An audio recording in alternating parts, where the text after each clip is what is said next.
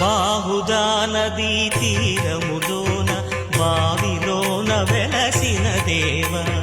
మహిలో జనులకు మహిమలు చాటి ఇహ పరముల నిడు మహానుభావ ఇష్టమైనది వదిలిన నీకడ ఇష్ట కామ్యములు తీర్చే గణపతి కరుణను పురియుచు వరములను సగుచు నిరతము పెరిగే మహాకృతి సకల చరాచర ప్రపంచమే